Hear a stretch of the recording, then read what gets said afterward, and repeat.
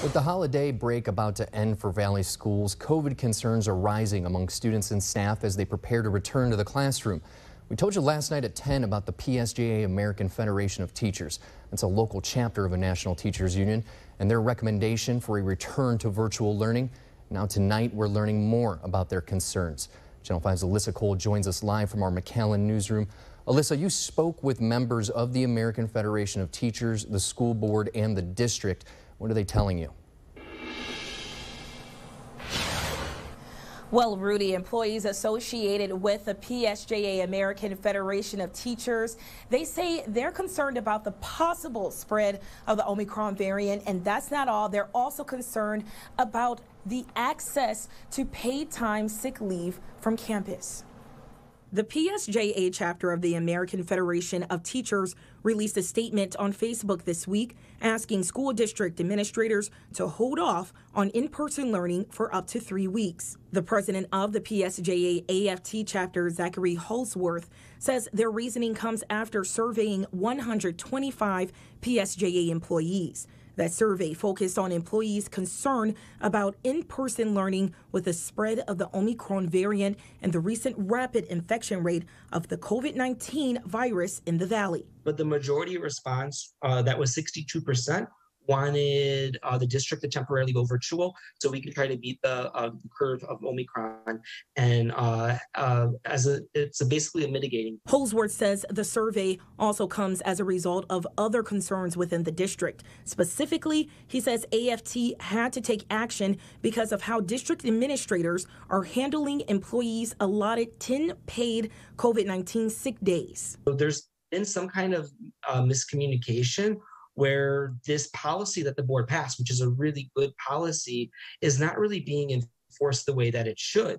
Because if you have to quarantine, or if you do get infected with COVID, you should be able to easily access those COVID days. Channel 5 reached out to PSJA ISD for comment on the 10 paid COVID days, and they responded with this statement that they sent to all district employees. It says, quote, "If you have exhausted these days for the year or are unsure of the days you have remaining, please contact our risk management department at 354-2023.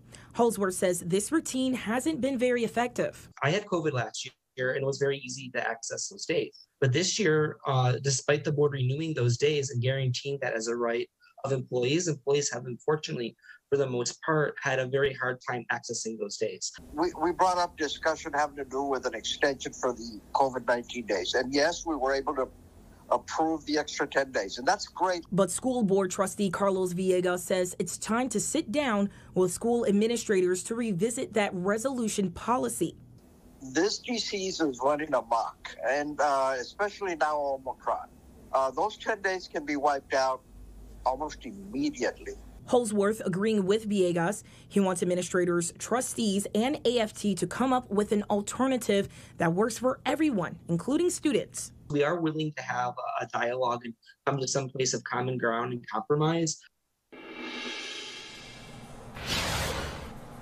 Board trustee member Villegas says if administrators are willing to sit down to discuss the challenges that employees say they are facing, they're also going to have to review and find out if there are any allowances for extensions legally when it comes to that paid sick time leave from the campus. As of now, PSJA ISD official says once everyone returns back to campus next week, everyone will have access to proper PPE, and they'll also have access to COVID-19 testing as well. And they say anyone who will need access to the campus, including employees and students, they will have to abide by those requirements of precautionary measures as far as being screened at the door.